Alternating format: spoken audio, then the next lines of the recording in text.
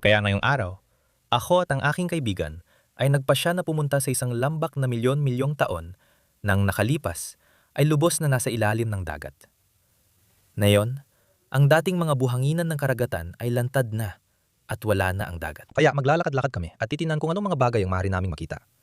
Habang sinisimulan ko ang aking paglalakbay, ang una kong nakita ay ang fossilized na ngipin ng isang sinaunang tiger shark na wala na ngayon. Malapit sa ngipin ng tigre pating na yon. Nakakita ako ng maliit na shell ng pawikan na dating bahagi ng pag-ong nakasing laki ng maliit na kotse.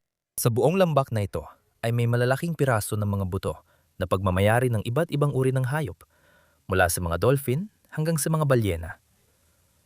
May nakuha pa nga akong akala ko ay buto, pero napagtanto ko kalaunan na ito pala ay sirang bahagi ng ngipin ng megalodon. Hindi namin hinayaang pigilan kami ng paglubog ng araw.